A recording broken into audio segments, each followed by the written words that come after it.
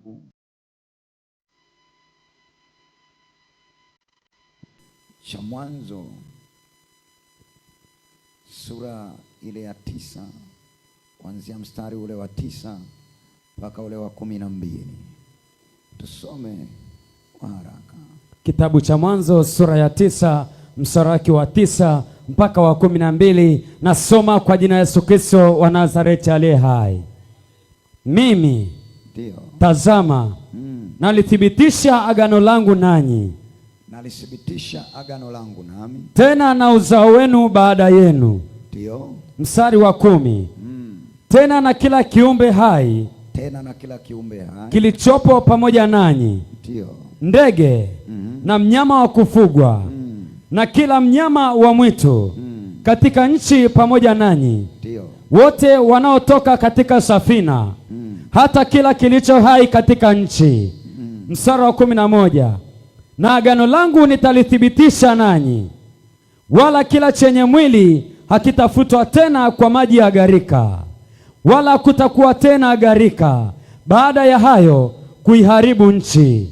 Mstari wa 12 na wa mwisho. Mungu akasema, hii ndiyo ishara ya agano nifanyalo kati yangu na ninyi na kila kiumbe hai kilicho pamoja nanyi kwa vizazi vyote hata milele. Amen. Bwana Yesu atusaidie sana. Biblia imeweka msisitizo sana, ikionyesha uthamani wa damu, hasa damu ya mwanadamu. Tunasoma katika kitabu hichi cha Mwanzo hii sura ya 9 au mstari wa 9 mpaka wa 12 kwamba atakaye mwaga damu naye damu yake itamwaga. Kwa sentensi hii inaonyesha kwamba kama utamwaga damu, basi unafungulia mlango wa roho za mauti kwenye maisha yako na hata vizazi vyako vyote. Bwana Yesu atusaidie sana.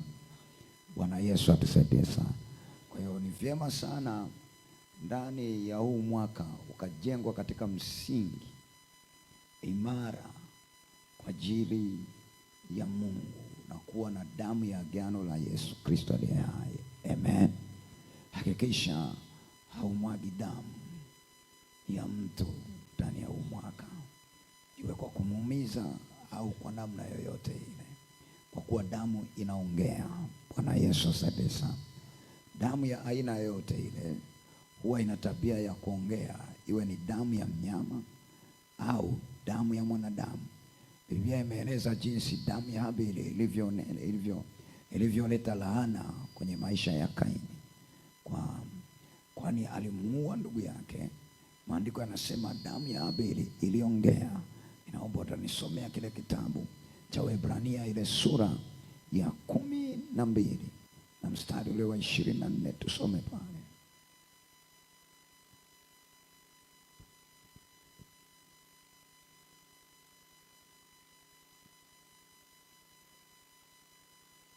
Kitabu cha waraka kwa Waebrania sura ya 12 mstari wa 24. Nasoma kwa jina Yesu Kristo wa Nazareti aliye hai. Ndio. Na Yesu mjumbe wa agano jipya, Yesu mjumbe wa agano jipya, na damu ya kunyunyizwa, na damu ya kunyunyizwa inenayo mema kuliko ile ya Habili, inayonena mema kuliko ile ya Habili. Amen. Sijui unaelewa. Kwa hiyo damu ya Yesu nayo inaongea, damu ya Yesu nayo inanena. Amen. Na hiyo ile natakiwa ulielewe ya kwamba damu ya Yesu inanena mema kuliko ile ya nani? Ya Habili. Bwana Yesu atusaidie sana. Sema amina na utabarikiwa. Sema amina na utafanikiwa tena. Sema damu ya Yesu. Sema tena kwa sauti ya baraka, damu ya Yesu inene mema ndani ya huu mwaka na hata sasa. Kwa damu yako Yesu isibitike kama neno lako linavyoishi kuanzia saa hii. Sema yoyote yule aliyeweka agano la mnyama la damu ya Yesu juu ya maisha yangu ya huu mwaka, ili nisivuke, ili nisione matokeo, ili nisiendelee, sema damu ya Yesu inayonena mema ndani ya huu mwaka itaendelea kunena mema kwenye maisha yangu, kwenye afya yangu, kwenye kila jambo nitakalolifanya. Damu ya Yesu itanena mema kwa jina la Yesu Kristo wa Nazareti aliye hai.